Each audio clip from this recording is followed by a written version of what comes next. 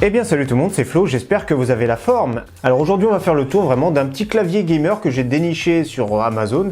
Donc entre 15 et 20 euros, 17,99 € exactement. Donc il est RGB, rétro-éclairé, il est super fin, on va faire vraiment le tour. Je trouve que pour le prix, pour débuter c'est vraiment très bien. Donc on lance l'intro et on voit ça tout de suite après.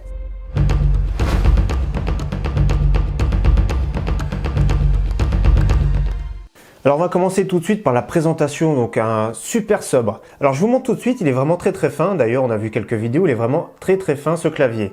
Alors c'est du clavier, bien sûr, à ce prix-là, c'est pas mécanique, c'est du clavier à dos, mais ça fait vraiment plaisir d'avoir un clavier assez silencieux. Et donc ça c'est vraiment cool, d'ailleurs on va taper. Comme on voit, c'est assez silencieux. Toujours pareil, la barre d'espace souvent c'est plus bruyant. Comme vous voyez. Autrement, ça fait plaisir, ça fait 2-3 jours que j'utilise et c'est vraiment agréable. Alors ici, on a affaire à une plaque métallique, donc ça c'est vraiment cool. Plein format, le clavier à dimension vraiment raisonnable. Donc ce qui est sur le bureau, ça prend pas trop de place. À l'arrière, il n'y a pas de patin ajustable, mais il y a 4 caoutchoucs, donc il tient vraiment très bien en place sur le bureau. Le poids, c'est contenu, donc environ 500 grammes. Alors ce qui est bien, c'est qu'il est rétro-éclairé. C'est du RGB, mais pas du RGB adressable par touche.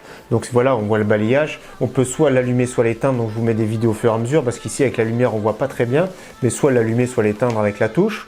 Ou soit mettre fixe ou à battement de cœur, on va dire. Alors ça part du vert au rouge jusqu'au bleu, avec une petite nuance entre chaque. Les touches ne sont pas transparentes, alors dans le noir ça ne nous aide pas spécialement à voir les touches, mais autrement c'est un clavier quand même pour le prix super agréable à utiliser et ça c'est vraiment cool. Cette marque Victing, j'avais déjà testé une souris dessus et c'est pour ça que j'ai pris ce clavier. J'ai décidé de l'acheter pour vous le présenter parce que déjà la souris que j'avais testée sur la chaîne il y a quand même quelques mois, voire déjà il y a un an, elle était vraiment de très bonne qualité avec un bon capteur. Donc j'ai vraiment été apprécié par cette marque. C'est vrai qu'on retrouve ce type de clavier en général entre 25 et 30 euros. Ici pour 17,99 €, j'ai trouvé vraiment que c'était une offre et c'est pour ça que je la partage avec vous aujourd'hui. Alors c'est vrai que ça fait une sensation, ça fait des années que je me sers de clavier mécanique maintenant. Ça fait bizarre à chaque fois que je reteste un clavier à dôme, mais malgré tout, niveau traitement de texte, c'est quand même, je trouve, moi j'ai des Switch MX Red, je trouve que c'est quand même plus agréable de se servir de ce type de clavier, notamment au niveau du bruit, c'est quand même beaucoup mieux. Au niveau du jeu, c'est sûr que la sensation est moins bonne, malgré tout, ça reste vraiment correct. C'est pas grâce à un clavier que vous allez être meilleur ou moins bon à un jeu vidéo, c'est surtout avec la souris qu'on va voir la différence au niveau efficacité.